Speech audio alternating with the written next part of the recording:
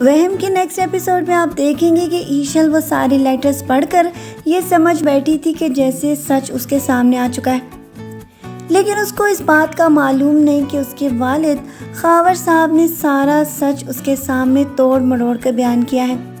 اپنی ساری غلطیوں کو اس نے رخسانہ پر ڈال دیا تھا تاکہ ایشل کو رخسانہ سے نفرت ہو جائے اور اپنے باپ کے لیے اس کے دل میں کبھی کوئی بھی کسی قسم کا میل نہ آئے۔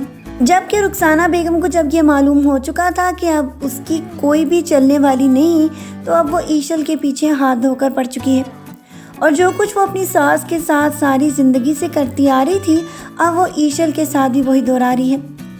لیکن اس کا بیٹا جنید تو اس بات کو ماننے کے لیے تیار ہی نہیں کہ اس کی والدہ ایشل کے ساتھ کچھ برا کر رہی ہے۔ وہ تو ہر وقت ایشل کو اس بات کے اوپر قصوروار ٹھہراتا چلا جائے گا کہ وہ اس کی والدہ کو پسند نہیں کرتی اور اس کی عزت نہیں کرتی، لہٰذا اس کے دل میں کیا اس کے گھر میں بھی اس کی جگہ نہیں۔ لیکن ایشل مجبوری کے تحت اب واپس تو آ چکی ہے، لیکن اس کی ساس کی چالیں جو وہ اس پر چلتی آ رہی ہیں، ایشل کی سمجھ میں نہیں آ رہا کہ آخر وہ اپنے ہسبینڈ کو کس طرح اس بات کے اوپر لائے کہ اس کی والدہ ایک ایول کریکٹر ہے۔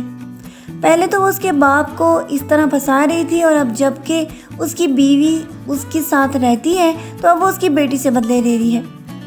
خاور صاحب کو تو معلوم ہے کہ اس نے بہت زیادہ غلطی کر کے اپنی بیٹی کو سچ توڑ مروڑ کر بیان کیا ہے، لیکن وہ اپنی بیٹی کو کھونا نہیں چاہتا۔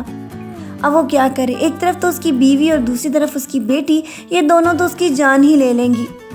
اسی لیے جو سچ اس نے بتایا ہے وہ ادھورا سچ ہے، اور جو کچھ بھی اس نے اس کے ساتھ کیا تھا ابھی تک وہ اپنی بیٹی کو بتا نہیں سکتا، کیونکہ اگر سارا سچ ایشل کے سامنے آ گیا تو وہ اپنے باپ کا مکروہ چہرہ کبھی بھی نہیں دیکھے گی۔ یہی سارا خوف تو خاور صاحب کے دل میں بیٹھا ہوا ہے، کیونکہ اگر ساری سچائی رخسانہ کے بیٹے جنید کو معلوم ہو گئی تو پھر تو اس کی اپنی بیٹی کا بھی گھر تباہ و برباد ہو جائے گا۔ جنید جو کہ اپنی والدہ سے بہت زیادہ محبت کرتا ہے، جب اس کو اپنی والدہ کی بے گناہی اور ساتھ ساتھ اس کے ساتھ خاور کی کیے ہوئے مظالم نظر آئیں گے تو وہ ان کا کیا حشر کرے گا، یہ سارے جانتے ہیں۔ یہ سب باتیں تو ایک طرف، رخسانہ بیگم کی دونوں بہویں اب اس کے قابو میں نہیں، اسی لیے وہ بہت ہی زیادہ وائلنٹ ہونے والی ہے۔ ایسے لوگ کیسے لوگوں کی زندگی کو تباہ و برباد کر کے خوشی حاصل کر سکتے ہیں؟ اگر آپ کی زندگی میں خوشیاں نہیں تو اس کا مطلب یہ نہیں کہ آپ دوسروں کی خوشیوں کو تباہ و برباد کر کے اپنے دل کا چین اور سکون حاصل کر سکیں۔ ویسے تو اگر آپ ایک طرف کامیابی حاصل کر بھی لیں، لیکن پھر خدا کی لاٹھی ایسی سر پر پڑتی ہے کہ اپنی زندگی کا سارا کیا ہوا ظلم انسان کو اسی طرح عذاب کی صورت میں نظر آتا ہے۔ آج کی پرومو ریویو ویڈیو کو یہیں پر ختم کرتے ہیں، پھر ملیں گے نیکسٹ ایپیسوڈز کے پرومو ریویوز میں۔ اپنا ڈھیر سارا خیال رکھیے گا میری بہت ساری دعاؤں کے ساتھ۔ اللہ حافظ۔